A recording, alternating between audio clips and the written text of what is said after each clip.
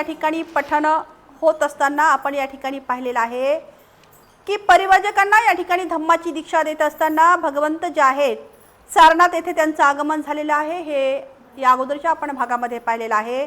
बुद्धाचे पहिले प्रवचन या ठिकाणी सुरू झालेले आहे। तद्वतच आपण या ठिकाणी पाहिलेलं आहे की भगवान बुद्धांनी आपले पहिले प्रवचन अर्थातच विशुद्धी मार्ग सुरू केलेला आहे आणि हा विशुद्धी मार्ग सांगत असताना बुद्ध म्हणतात, जर या प्रश्नांना तुम्ही उत्तरे होकारात्मक असतील तर माझ्या विशुद्धी मार्गाची तत्वे जीवनाचा खरा आदर्श म्हणून मान्यता मिळवण्यास लायक आहेत, हेच यावरून सिद्ध होते। अर्थातच परिव्राजकांना बुद्ध म्हणत असताना जीवनाचा आदर्श म्हणून जी त्यांनी या ठिकाणी 5 तत्व सांगितलेली आहेत ती मान्य करण्यास हीच तत्वे योग्य आहेत आणि या प्रश्नाचे उत्तर तुम्हाला स्वतःला सापडेल जर तुम्ही स्वतःलाच असा प्रश्न केला की ही तत्वे व्यक्तीच्या हितासाठी आहेत का।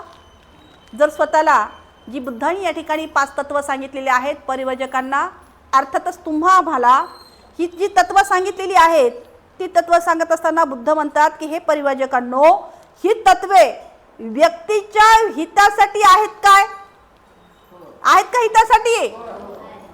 व्यक्तीच्या म्हणजे आपल्या स्वतःच्या हितासाठी आहेत का,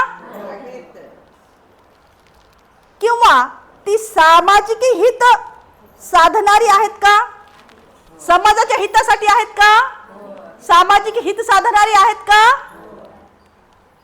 आहेत। तद्वतच आता या ठिकाणी आज आपण पाहणार आहोत भगवान बुद्धाची या ठिकाणी प्रवचन चालूच आहे। अष्टांगिक मार्ग किंवा सदाचरणाचा मार्ग या ठिकाणी बुद्ध परिव्राजकांना सांगत आहेत। नंतर या ठिकाणी बुद्ध परिव्राजकांना अष्टांगिक मार्गाविषयी प्रवचन दिले। बुद्धांनी सांगितले की अष्टांगिक मार्गाचे 8 घटक आहेत। अष्टांगिक मार्गाचे सर्वात पहिले महत्त्वाचे अंग म्हणजे सम्मा दिठ्ठी, अर्थातच सम्यक दृष्टी। याच्या या स्पष्टीकरणाने भगवान बुद्धाने आपल्या या प्रवचनास सुरुवात केली आहे। सम्यक दृष्टीचे महत्त्व समजण्याकरिता भगवान बुद्ध परिव्राजकांना म्हणतात की परिव्राजक हो, जग ही एक अंधार कोठडी आहे। जग ही एक अंधार कोठडी असून मनुष्य हा तिच्यातील एक कैदी आहे, हे तुम्ही लक्षात घेतले पाहिजे। ही अंधार कोठडी इतकी गडद अंधाराने भरलेली आहे की अंधार इतका आहे की कैद्याला क्वचितच काही गोष्टी या ठिकाणी दिसू शकतात, क्वचितच। कैद्याला आपण कैदी आहोत हे सुद्धा कळत नाही। दीर्घकाल अंधारात राहिल्यामुळे मनुष्य केवळ आंधळा होऊन राहिलेला आहे, कारण याच्यातच गुरफटल्यामुळे ते माणूस कसा होऊन गेलेला आहे, आंधळा होऊन गेलेला आहे, वेगळं काही त्याला दिसतच नाही। इतकेच नाही तर ज्याला प्रकाश म्हणतात अशी एखादी वस्तू अस्तित्वात असू शकते याबद्दल त्याला या ठिकाणी शंका वाटते, कारण तिथपर्यंत तो जातच नाही, तो पाहतच नाही, तर त्याला ती गोष्ट दिसेल का, तो प्रकाश दिसेल का, नाही दिसणार। आणि म्हणून त्याला त्या ठिकाणी काय वाटते, शंका वाटते। मन हे एक असे साधन आहे की ज्यामुळे मनुष्याला प्रकाश मिळू शकतो। मन कसं साधन आहे की मन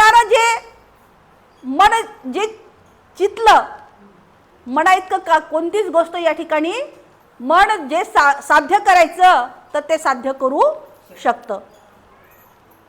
आणि म्हणून या ठिकाणी बुद्ध परिव्राजकांना म्हणतात की मन हे एक असं साधन आहे की ज्यामुळे मनुष्याला प्रकाश मिळू शकतो। मनानं मध्ये जर आपण निर्धार केला तर आपण कोणतीही गोष्ट या ठिकाणी साध्य करू शकतो, परंतु केव्हा, जर मनानं ठरवलं तर। तथापि या अंधार कोठडीतील कैद्याच्या मनाची अशी अवस्था नाही की त्याचे मन हे या बाबतीत एक साधन ठरेल।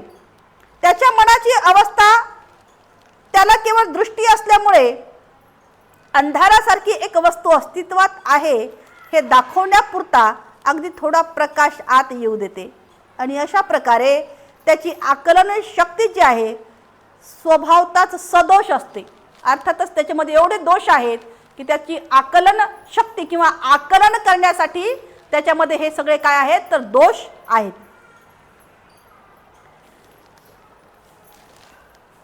अशा प्रकारे त्याची ही आकलन शक्ती स्वभावताच सदोष असते. परंतु हे परिवाजक हो, या कैद्याची स्थिती जितकी दिसते तितकी निराशाजनकही नाही, हेही लक्षात घ्या.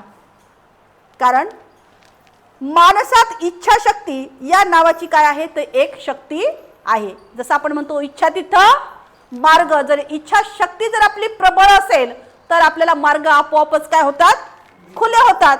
परंतु तशी इच्छाशक्ती आपली दांडगी असणं आवश्यक आहे. आणि म्हणून या ठिकाणी बुद्ध जे आहेत परिवाजकांना म्हणतात माणसात इच्छाशक्ती ही नावाची एक शक्ती असते. जेव्हा योग्य हेतू निर्माण होतात तेव्हाच या इच्छाशक्तीला जागृत करता येते व तिला गती देता येते.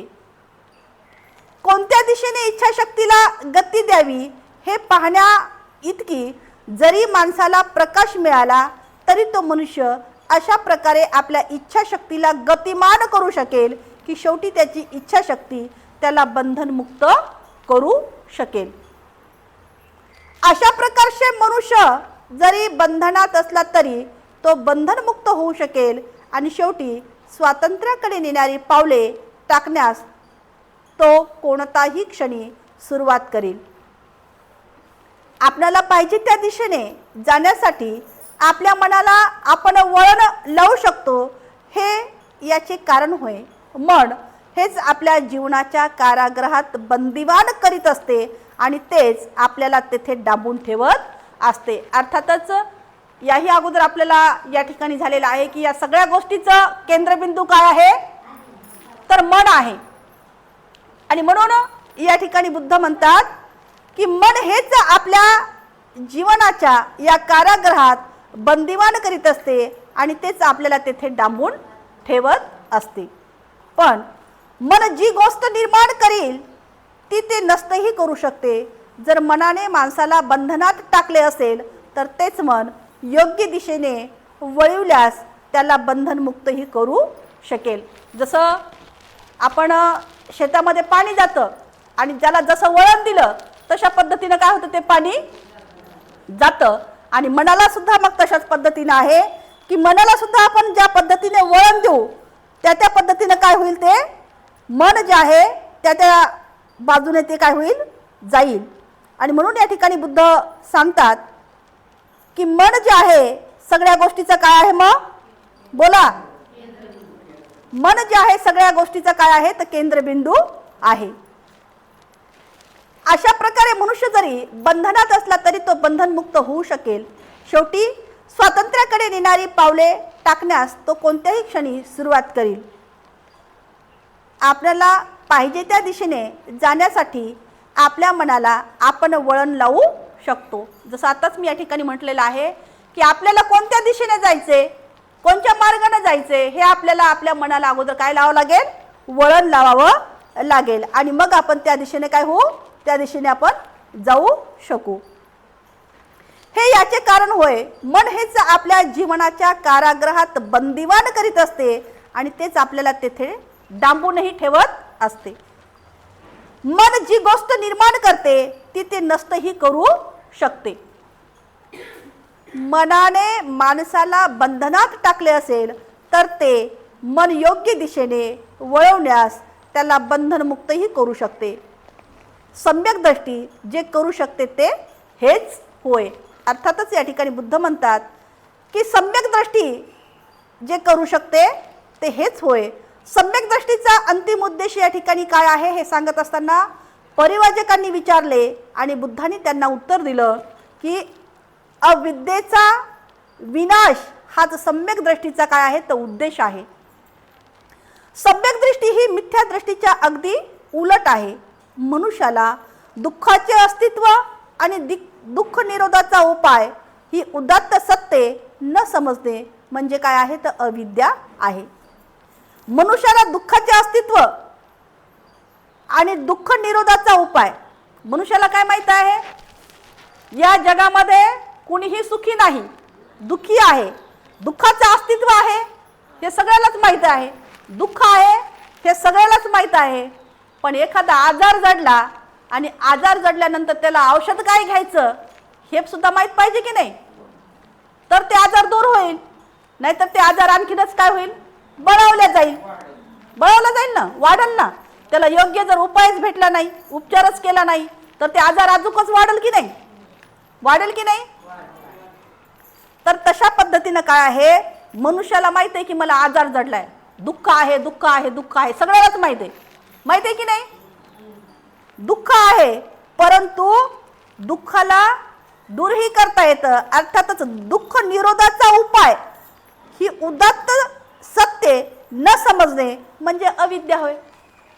दुःखावर औषध आहे, दुःखावर उपाय आहे, हे ज्याला माहित नाही म्हणजे त्याच्याकडे काय आहे तर अविद्या आहे. त्याला माहितच नाही म्हणजे त्याच्याकडे ही विद्याच नाही. अर्थातच त्याला ही अविद्या आहे. आणि मग या दुःख निरोधाचा उपाय ही उदात्त सत्य न समजणं म्हणजे ही सत्य त्याला उलगडलेली नाहीत किंवा समजलेली नाहीत, म्हणजे त्याच्यामध्ये काय आहे तर ही अविद्या आहे. त्याला औषधच माहित नाही. तर सम्यक दृष्टीचा हेतू माणसाने कर्मकांडाच्या विधींना व्यर्थ समजणे आणि शास्त्राच्या पावित्र्यावरील मिथ्या विश्वास टाकून देणे हा आहे. सम्यक दृष्टीकरिता माणसाने अद्भुत कल्पनांचा त्याग केला पाहिजे. निसर्ग नियमनाविरुद्ध कोणतीही गोष्ट होऊ शकते ही गोष्ट माणसाने मानता कामा नये. आणि ज्या सिद्धांतांना वास्तवतेचा किंवा अनुभवाचा आधार नाही ते केवळ काल्पनिक अनुमान आहेत, हे सिद्धांत सम्यक दृष्टीसाठी ताज्य आहेत. स्वतंत्र मन आणि स्वतंत्र विचार हे सम्यक दृष्टीसाठी आवश्यक आहेत. तर सम्यक दृष्टीसाठी काय आवश्यक आहे तर मन आणि सम्यक विचार म्हणजे चांगले विचार सुद्धा आवश्यक आहेत. आणि चांगले विचार कधी निर्माण होतील, चांगलं मन उत्पन्न केलं तर. मन जर चांगलं असेल तर चांगले विचार उत्पन्न होतील. मनामध्येच वाईट विचार असतील तर ते,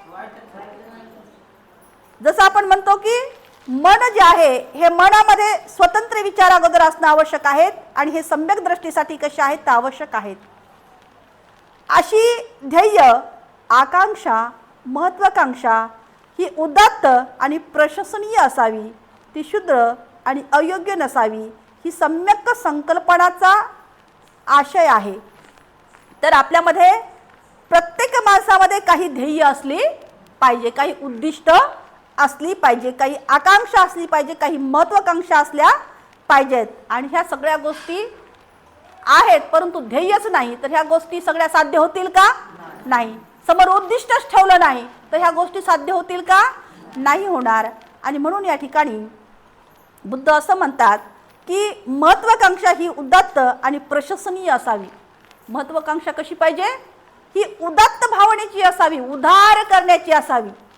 जसं आपण म्हणतो ना, बाई त्या फलानीचं काय वागणं आहे ग बाय उदारतेचं, तशा पद्धतीची माणसाची भावना कशी असली पाहिजे मनाची तर उदात्त भावना असली पाहिजे की सर्वांनी या ठिकाणी प्रशंसा केली पाहिजे, है ना. आमच्या उपाय आई किती चांगल्या आहेत, ही प्रशंसा सगळ्यांना करावी. जर आपलं तसं वर्तन असेल तर आपले सगळे प्रशंसा करतील ना. आणि म्हणून ही प्रशंसा जी आहे ही सगळ्यांशी असावी. ती प्रशंसा शूद्र आणि अयोग्य नसावी, म्हणजे खालच्या दराची किंवा ती अयोग्य अशी नसावी. आणि हे काय आहे तर हे सम्यक संकल्पना याचा आशय आहे. सम्यक वाचा पुढील प्रमाणे या ठिकाणी शिकवण देते, माणसाने जे सत्य असेल तेच बोलावे. माणसाने जे खरं आहे तेच बोलावे, असत्य बोलू नये. असत्य बोलायचं असेल तर त्याला आपल्याला 4 शब्द अगोदर तयार ठेवावे लागतात, तेव्हा ते असत्य माणूस बोलू शकतं, नाही ना. जसं काय म्हणतो आपण, खोटं बोलायचं पण रेटून बोलावं लागेल की नाही, तर ते समोरच्याला पटल. अर्थातच जर खोटे शब्द असतील तर त्याला 4 शब्द सुद्धा आपल्याला सुचले पाहिजे लावायचे कसे तर. आणि सत्य जर असल, खरं जर असल, तर त्याला काही लावायची आवश्यकता आहे का? काही मोठा आवाज काढायची आवश्यकता आहे का?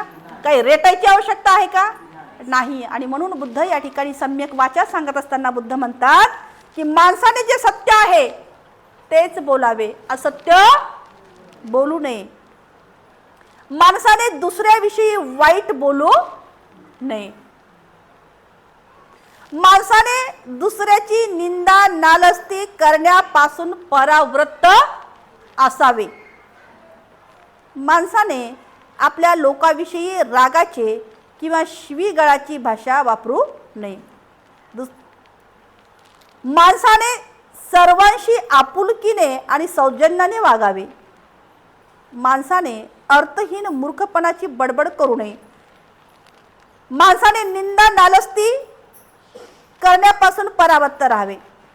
आता निंदा नालस्ती करण्यापासून दूर राहायला सांगितलेलं आहे. जसं एखादा उकंडा म्हणतो आपण, त्याला कचऱ्याचा उकंडा असते ना, त्या उकंड्याला जर आपण उखरतच राहिलो त्याच्यातून काही चांगलं भेटणार आहे का आपल्याला? कचराच भेटेल ना. का भेटेल काही चांगला? काहीच नाही भेटणार. आणि म्हणून अशा पद्धतीचा कचरा उखरायचा, उकंडा उखरायचा नाही. अर्थातच काय दिलेलं आहे, तर निंदा नालस्ती करण्यापासून परावृत्त राहायचं, म्हणजे कचरा उखरी करायची नाही. माणसाने आपल्या लोकाविषयी रागाची किंवा शिवीगाळाची सुद्धा भाषा वापरायची नाही. नाहीतर राग आल्यावर माहिती आहे आपल्याला काय काय होतंय, तर पुढे पुढे आपल्याला त्या गोष्टी आणखी येणारच आहेत. राग आल्यावर काय होतंय? राग आल्यावर आपल्या शरीरावर त्याचे प्रादुर्भाव उमटतात. काय पडलं?